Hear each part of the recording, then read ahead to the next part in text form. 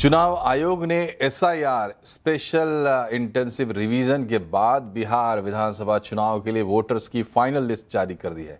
बिहार में एसआईआर की प्रक्रिया पूरी होने के बाद चुनाव आयोग ने फाइनल वोटर लिस्ट अपनी आधिकारिक वेबसाइट पर जारी की है। जानकारी के मुताबिक फाइनल लिस्ट में 7 करोड़ 42 लाख मतदाताओं के नाम है, जबकि एसआईआर से पहले यानी 24 जून 2025 को कुल वोटर्स की संख्या 7 करोड़ 89 लाख थी।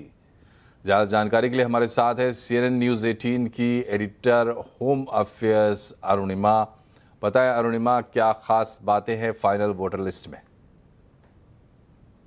इलेक्शन कमीशन ऑफ इंडिया ने अपनी एसआईआर कंप्लीट कर ली है। जो बिहार का स्पेशल इंटेंसिव रिवीजन था वो पूरा हो गया है और उसको पूरा करने के बाद जो नंबर्स अब इलेक्शन कमीशन ने और सीईओ बिहार ने रिलीज किए हैं, उसके तहत जो नंबर्स पहले 7.89 करोड़ पे थे एसआईआर शुरू होने से पहले, बिहार के वोटर लिस्ट में कुल मिलाकर 7 करोड़ और 89 लाख वोटर्स थे। अब वो नंबर 7 करोड़ और 42 लाख वोटर्स पे आए हैं। तो आप कुल मिला के रिडक्शन देखें, 89 से 42 पर आ गए हैं। तो करीब करीब 47-48 लाख वोटर्स हैं जिनको इनएलिजिबल पाया गया है और अब उनके नाम इंक्लूड नहीं किए जा रहे हैं। इसमें एक क्रूशियल डेटा है जो दिया है इलेक्शन कमीशन ने, वो है कि 3.66 लाख वोटर्स ऐसे हैं जिनको क्लेम्स एंड ऑब्जेक्शन स्टेज पे, ड्राफ्ट वोटर लिस्ट पब्लिश होने के बाद जो क्लेम्स एंड ऑब्जेक्शन स्टेज था, तो करीब 4 लाख वोटर्स, 3.66 लाख इनके इनएलिजिबिलिटी पे इलेक्शन कमीशन कन्विंस्ड है और करीब 21-21.5 लाख वोटर्स ऐसे हैं जिनको वापस जोड़ा गया है। सवाल ये है कि ये जो 3.66 लाख वोटर्स हैं जिनको इनएलिजिबल पाया गया, क्या ये घुसपैठियां हैं? ये बड़ा सवाल इसलिए है क्योंकि वोटर अधिकार यात्रा पे राहुल गांधी और तेजस्वी यादव निकले। उन्होंने कहा कि खास करके सीमांचल के लोगों को, माइनॉरिटी तबके के लोगों को, मुसलमान तबके के लोगों को जिनके पास डॉक्यूमेंट्स नहीं है पूरे, फ्लड की वजह से या और वजह से उनके डॉक्यूमेंट्स पूरे नहीं है, उनको डिसएनफ्रेंचाइज करने की साजिश है। गृह मंत्री अमित शाह, प्रधानमंत्री नरेंद्र मोदी ने कहा कि नहीं, राहुल गांधी एक्चुअली घुसपैठिया बचाओ यात्रा पे लगे हुए हैं, घुसपैठियों को बचाने की कोशिश कर रहे हैं। तो अगर इलेक्शन कमीशन ये साफ करता है कि करीब करीब 3.5 लाख वोटर्स ऐसे पाए गए हैं जो इलीगली बांग्लादेश से, म्यांमार से या नेपाल से भारत में आकर घुसे हैं और वोटर लिस्ट, बिहार के वोटर लिस्ट में घुस गए हैं, तो ये भारतीय जनता पार्टी जो हमेशा से कहती रही है उनके लिए एक बहुत बड़ा डेटा पॉइंट होगा। और अब जब चुनाव मूव करेगा बंगाल में, फिर तमिलनाडु में और पैन इंडिया एसआईआर एक्सरसाइज होगा, तो इस डेटा का बहुत बड़ा महत्व होगा। शुक्रिया अरुणिमा। बढ़ते हैं आगे। जीएसटी की नई दरें लागू हुए 1 हफ्ता बीत चुका है, लेकिन अभी भी कुछ लोगों को इसका फायदा नहीं मिल रहा है। नेशनल कंज्यूमर हेल्पलाइन पर अब तक 3500 से ज़्यादा शिकायतें मिली हैं। किस चीज़ को लेकर सबसे ज़्यादा शिकायतें हैं और कहां से आ रही शिकायतें, बता रहे हैं असीम मनचंदा। मैं इस वक्त नेशनल कंज्यूमर हेल्पलाइन के अंदर खड़ा हुआ हूँ। यहाँ पर लोग लगातार उसकी शिकायतें कर रहे हैं। बात करने के हमारे साथ इसके प्रोजेक्ट मैनेजर मनीष गुप्ता भी हैं। मनीष जी, सबसे पहले तो जानना चाहेंगे कि कितनी शिकायतें आपको मिल रही हैं और आप उसका क्या कर रहे हैं? See, national consumer helpline is automated grievance redressal portal that try to resolve consumer grievances at the pre-litigation stage. GST में जो 22 सितंबर से न्यू दरें लागू हुई हैं, उसकी अभी तक हमारे पास 3500 से ज़्यादा ग्रीवेंसेस रजिस्टर्ड हुई हैं, जिसमें ग्रीवेंसेस भी हैं, क्वेरीज भी हैं, जो हमारे पास अभी भी आ रही हैं। और ये सारी ग्रीवेंसेस हमारे पास इंडिया से सारे स्टेट से आ रही हैं। मेजॉरिटी ऑफ ग्रीवेंसेस हमारी उत्तर प्रदेश, दिल्ली, बिहार, राजस्थान और मध्य प्रदेश से आ रही है। अच्छा, कौन कौन से सेक्टर हैं जहाँ पर की जीएसटी कटने का फायदा नहीं मिल रहा है? किसके खिलाफ ये शिकायत है? ई कॉमर्स कंपनियों के खिलाफ है, रिटेलर्स के खिलाफ है? देखिए, ये ग्रीवेंसेस हैं अभी सारे सेक्टर्स से आ रही है। मेजॉरिटी ऑफ ग्रीवेंसेस जो सेक्टर्स हैं वो फूड इंडस्ट्री है, रिटेल आउटलेट्स हैं, ऑटोमोबाइल्स है, कंज्यूमर ड्यूरेबल्स हैं, ई कॉमर्स हैं, इन सेक्टर्स से सबसे ज्यादा ग्रीवेंसेस हमारे पास आ रही है। तो रोजाना आप, मेरे को लगता है कि 400 से ज्यादा कॉल्स हैंडल कर रहे हैं जीएसटी से रिलेटेड? या जीएसटी से रिलेटेड हमारे पास ऑन एन एवरेज 400 से ऊपर ही ग्रीवेंसेस रजिस्टर्ड हो रहे हैं। ग्रीवेंसेस एंड क्वेरीज के रिगार्डिंग हम यहाँ पे सॉल्व कर देते हैं। तो बहुत सारी शिकायतें यहाँ पर पहुंच रही हैं। अगर आपको भी इस जीएसटी कटने का फायदा नहीं मिल रहा तो आप भी नेशनल कंज्यूमर हेल्पलाइन पर शिकायत अपनी दर्ज करा सकते हैं। खासतौर पे कि ये नंबर आपको दिया गया है, आप इस 1915 नंबर के ऊपर कॉल कर सकते हैं। ये 17 लैंग्वेजेस इसके अंदर उपलब्ध है। अगर आप कॉल नहीं करना चाहते हैं तो आप इस व्हाट्सएप नंबर के जरिए भी अपनी शिकायत नेशनल कंज्यूमर हेल्पलाइन के ऊपर दर्ज करा सकते हैं। सीबीआईसी इन सारी शिकायतों के ऊपर कार्रवाई भी कर रहा है और ये कोशिश कर रहा है कि जितना भी जीएसटी घटा है उसका फायदा उपभोक्ता तक सीधे सीधे पहुंचे। असीम मनचंदा, सीएनबीसी आवाज, नोएडा। जीएसटी में कटौती को लेकर ई कॉमर्स कंपनियां सरकार के रडार पर हैं। सूत्रों के मुताबिक जीएसटी दरों में कमी का फायदा ग्राहकों को नहीं देने को लेकर सरकार ने ई कॉमर्स कंपनियों को फटकार लगाई है। 22 सितंबर से पहले और उसके बाद में सरकार लगातार कीमतों की मॉनिटरिंग कर रही है। जहाँ जानकारी के लिए हमारे साथ हैं आलोक प्रियदर्शी। बताया आलोक, सरकार क्या एक्शन ले रही है?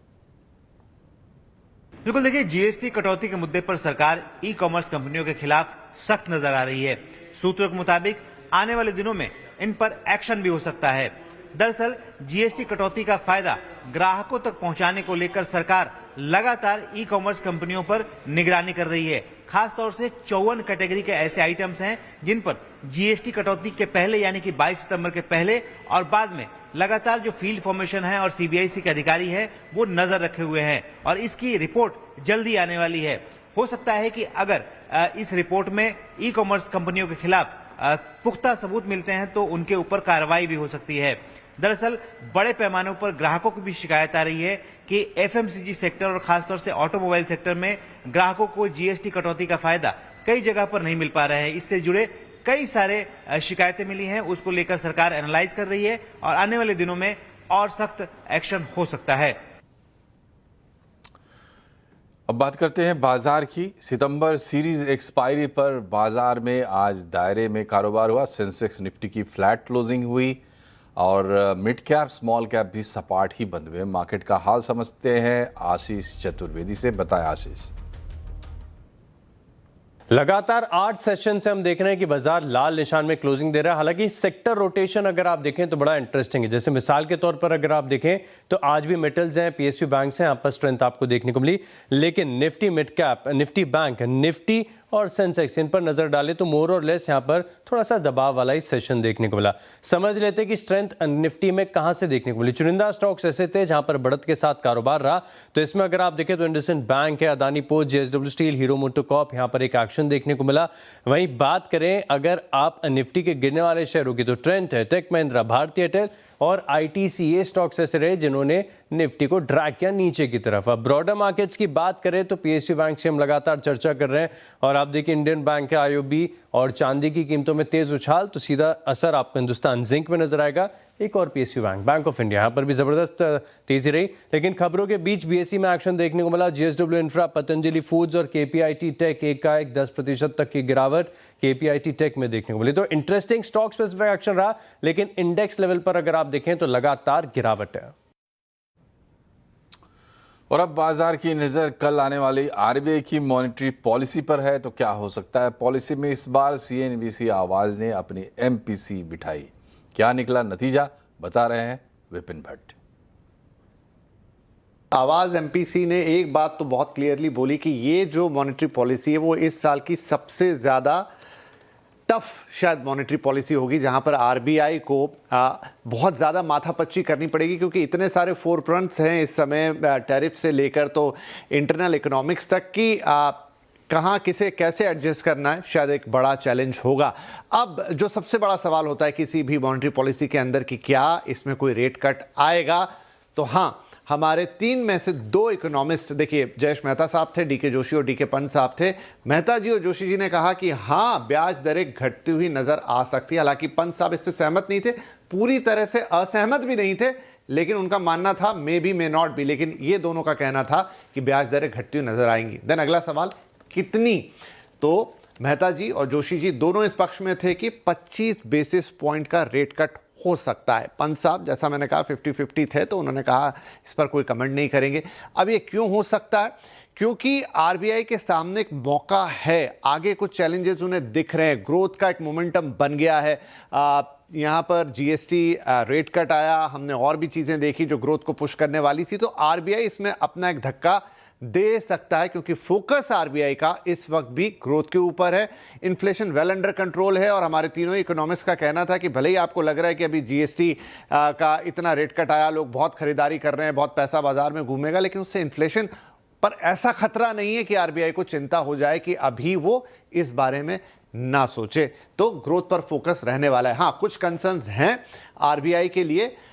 उसमें से एक है कि ग्रोथ को बढ़ावा देने के लिए क्या वो अपना जीडीपी का ही अनुमान बदल देंगे। मेहता जी ने और जोशी जी ने कहा कि नहीं, वो इंटैक्ट रहने वाला, उसमें कोई चेंज नहीं होगा। हालांकि पंत साहब का कहना था कि there might be a possibility कि कोई चेंज आता हुआ दिखाई दे, लेकिन गिरता रुपया एक कंसर्न जरूर है आरबीआई के लिए इस समय, लेकिन इतना बड़ा नहीं कि उसमें फिलहाल कोई मेजर इंटरवेंशन होता हुआ नजर आए। इसलिए जयेश मेहता और डीके जोशी ने कहा कि रुपए को थामने के लिए फिलहाल कोई अलग से बड़ा कदम अनाउंसमेंट में होता हुआ दिखाई दे, ऐसी उम्मीद नहीं। लेकिन पंत साहब का मानना था कि आरबीआई की नजर है उस पर और शायद वहां पर कुछ अनाउंसमेंट पॉलिसी लेवल पर होता हुआ नजर आए।